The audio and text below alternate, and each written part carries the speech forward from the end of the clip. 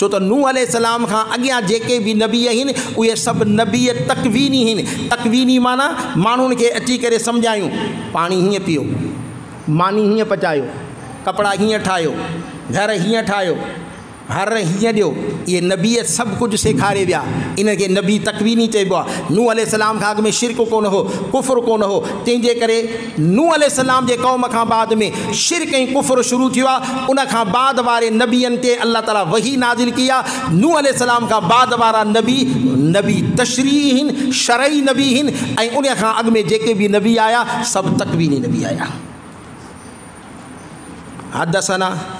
हदसना जो लफ़्ज़ हदसना, अख़बरना, अंबाना, मुतक़द्दिमीन उलमा था फ़रमाइनि उन में को बि फ़र्क़ु कोन्हे। हदसना चओ, अख़बरना चओ, अंबाना चओ, पर मुताख़िरीन उन्हनि खे फ़र्क़ु कयो आहे। उस्ताद पढ़े, शागिर्द ॿुधे, उते हदसना।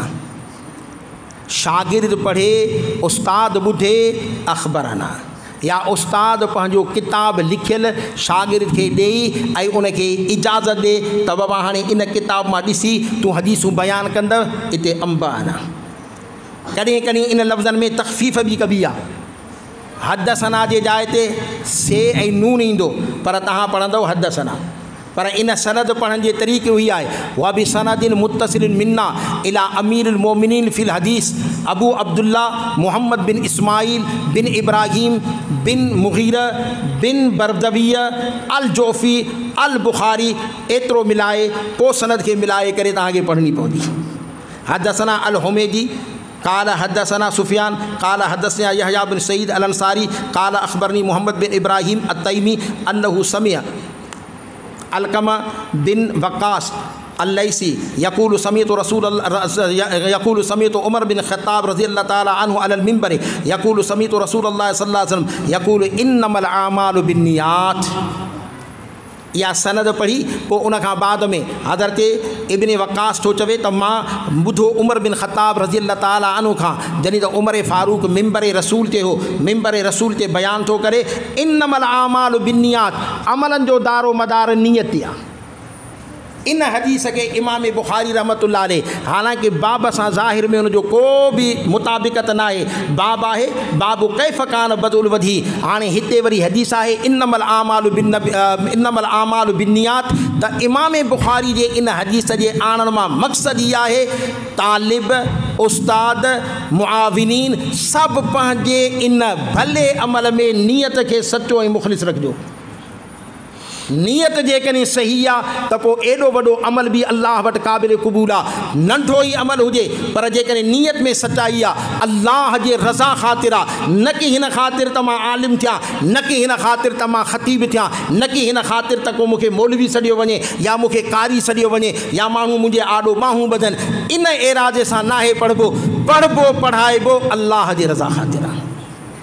तंहिंजे करे इमाम बुखारी जो मक़सद इन हदीस जे आणण मां बराबरि जो कैफ़ कान बदिर वईअ सां तव्हां मुताबिकत बनायोसि तभी बि थी सघे थो, न कयो त मक़सद ई आहे त पंहिंजे नियत खे ख़ालिस सचो रखिजो। हिन जे लाइ न जो असां हदीस पढ़ी पोइ वेठा इन सूरत जे अंदरि मौलवी सॾाए पाण खे पोइ असां वरी फने खान थी वञूं, न बल्कि सचाईअ सां इख़लास सां अल्लाह जो दीन रब असांखे ॾिनो आहे त अल्लाह असां ते राज़ी थी पवे, अल्लाह जो रसूल असां ते राज़ी थी पवे। इन जे करे इमाम बुखारी रहमतुल्लाह अलैह इहा हदीस आंदी। नबी अकरम सल्लल्लाहु अलैहि वसल्लम फरमायो क़यामत जे ॾियारे अल्लाह के आलिम खे घुराईंदो तो दुनिया जे अंदरि छा कयो, मां अल्लाह जा तुंहिंजे मथां हेॾा वॾा एहसान। जवाबु ॾींदो अल्लाह तो मूंखे इल्मु ॾिनो, मां पढ़ियो, केतिरनि खे पढ़ायो, मुंहिंजा रब मां तुंहिंजे दीन जी इल्म जी ख़िदमत कई आहे। अल्लाह फरमाईंदो कज़ब त कूड़ थोणी, तोखे इल्मु ॾिनो तूं मां हिन जे करे तो पढ़ायो, हिन जे करे लिजो काल माण्हू चवनि त वाह जो आलिम आहे वक़्तु कील, उहो त तोखे चए वियो तूं मूं अल्लाह जे रज़ा ख़ातिर कोन कयो हो, माण्हुनि जे ॾेखाव जे करे कयो हो, तंहिंजे करे एॾो वॾो अमल अल्लाह वटि क़बूल न। ईअं कारी, ईअं ई शहीद, ईअं ई सखी खे आणे करे अल्लाह फरमाईंदो कज़ब त हुकुम थींदो मलाइकनि खे जहन्नम में उछलायो। तंहिंजे करे इमाम बुखारी थो फरमाए त मां हेॾो वॾो किताब लिखियो आहे त मुंहिंजो नियत सचो आहे त अल्लाह राज़ी थिए। तव्हां पढ़ाईंदड़ जी बि नियत हुजे त अल्लाह असां ते राज़ी थिए, पढ़ंदड़नि जी बि नियत इहा हुजे अल्लाह असां ते राज़ी थिए। जेकॾहिं तव्हांजे पढ़ण पढ़ाइण में जेके रुपए टके पैसे जो ताबुन था कनि उन्हनि जी बि नियत हुजे त अल्लाह असां ते राज़ी थिए। इन्नमल आमालु बिन्नियात। अमलनि जो दारो मदार नियत आहे, फ़िकी बहस आहिनि, मां छॾे थो ॾियां। वइन्नमा लिम्रिन मा नवा, हर को जेको नियत कंदो जहिड़ी नियत ओड़ो मुराद। पाण फरमाई त मन कान हिजरत हू इला दुनिया, जेकॾहिं हिकिड़ो माण्हू वतन छॾे सभु कुझु छॾे दुनिया जे करे त पोइ दुनिया ई मिलंदुसि, या कंहिं औरत सां निकाह जे करे त पोइ निकाह ई मिलंदुसि, माना अलाह जी रज़ा न मिलंदव। तंहिंजे करे हिजरत तमामु ॾुखे में ॾुखी शइ आहे। हींअर बि तालिब ॼण की हिजरत करे केॾा पंध करे, हाणे बाबा सुवारियूं आहिनि, हाणे मेहर जो माण्हू पंधु करे हेसाणी अचे,